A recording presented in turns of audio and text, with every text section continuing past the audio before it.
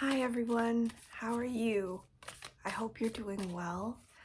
I just thought I would read one of these cards because I need a good message today, and I figure if I do, then others probably do too.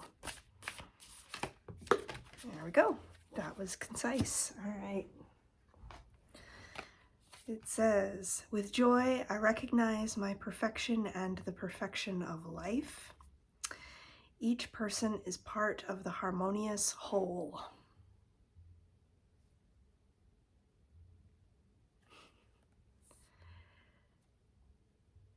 Keeping a higher perspective is tricky.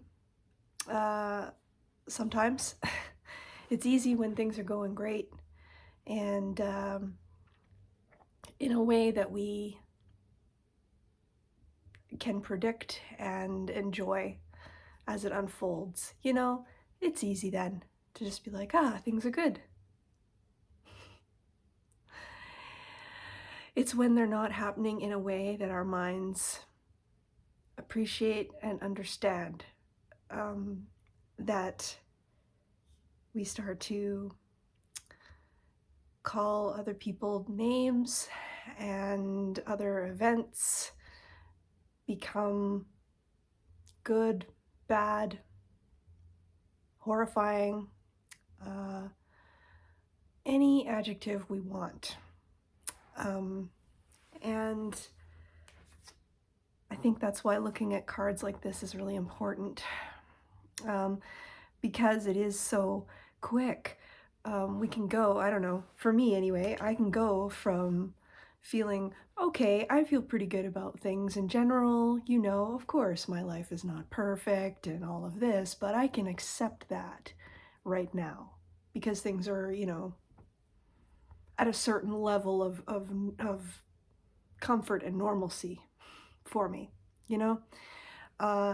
But it's easy in the next moment to think, oh, but I'm only doing kind of average on this or that front.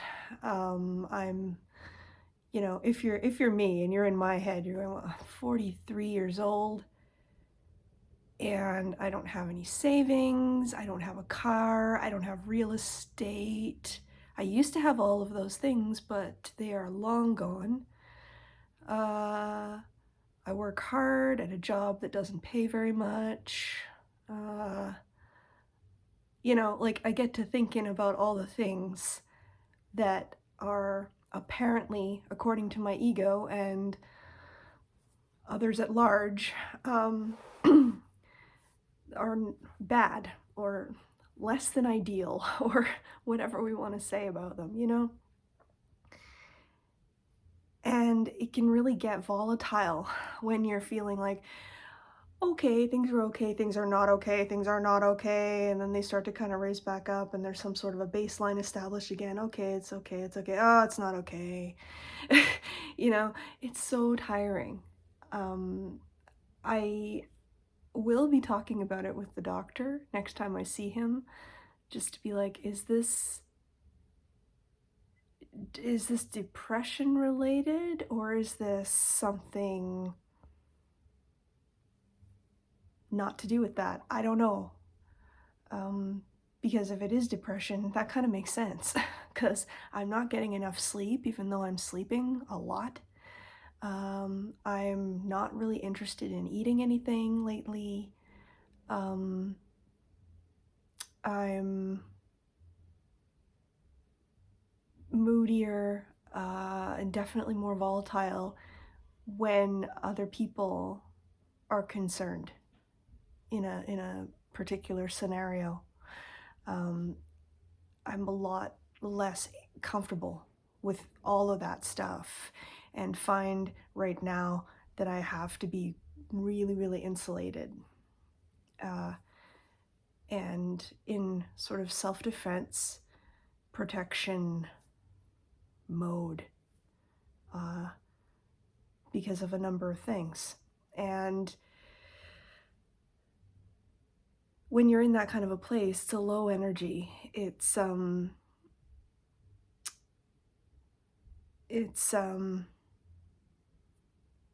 just really hard to get out of because it is so dense. I've heard other, people in the spiritual community kind of call it that. It's a dense energy because the earth here, this three-dimensional plane that we are on right now, is dense. And the reason we become so dense is because, now this is what I've heard, is that when a soul decides to incarnate here, it has to somehow become more dense in order to, become attached to, if we want to call it that, a body that's going to, grow inside of our mother and become our body one day. I don't know how true that is, or if we'll ever be in a position to prove such a thing, but that's what they call soul amnesia. Because you forget all about everything that you knew in a past life or something like that, so that you can be born into the life you're in right now. Some of us, are lucky in that we sort of have experiences in this life that remind us, and we kind of discover this connection to, past lives and other experiences. And not very many of us do that, but it's out there. People talk about that. I find it's all very interesting as an intellectual exercise. I don't know, again, how truthful any of it is, but studying that kind of thing does help me remember that that's what this is. That's what the despair and the sadness and wanting to just be in bed all day, every day, feeling exhausted even though you've slept 12 hours and you feel like it's been like half an hour, you're just toast. It's that lower energy, and we need to get out of it to get back to the higher plane and feel better and find that capability again, of being able to see through that which is bothering us so much when we're feeling like this, right? I don't have enough money, I don't have enough time, I don't have enough sleep, I don't have enough food, I don't have I don't, not enough, not enough, not enough, never enough. The only way to stop that and to stop from going insane is further study of these things, and probably more time meditating and listening to those with wisdom, or reading books, if you can. I'm the worst at reading. When I feel bad, I just can't do it. No. I have to just, if I'm going to absorb anything, it needs to be audio. So that's a personal thing I appreciate. It's not universal, but I'll just throw that out there. And it does help with establishing the habit of mind to remember that it's not a matter of looking at things as good or bad, or labeling that, because everything in truth is neutral. That's just the way it is. It's the mind that perceives things as bad or good, or whatever we're going to call them. And though that's fine and it's not wrong, it's just not always helpful. How many occasions have we all stumbled into that are genuinely bad? And we can call it that, we can call it all kinds of names, we can cite all kinds of reasons why that's wrong and that's bad and it should not be happening. And yet, that's all we can effectively do, is that, as, you know, single individuals, right? And that's always frustrating when it's just so obvious, you know? That's terrible. Why is that being allowed to happen?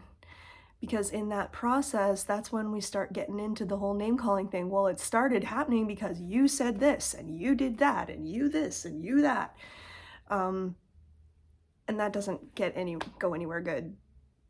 So that's why the quicker we can get out of feeling that way and like pointing fingers and being angry, even if it's totally righteous and justified, it's not going to change anything to do so. So what we got to do is focus on elevating ourselves out of that energy, being in the heart and the throat and the crown, you know, kind of regions. 11:11 on my timer. That means it's time for me to go because I gotta go work. But thankfully I get to work alone, you see, so I can work through this in my own way. And I hope that you can too, if you're in a similar position. If not, awesome, good for you. I'm really happy for you. I hope to get there with you too soon. Engagement. There's my subscribe button there and a video down there that you are welcome to go and watch. And I will see you next time.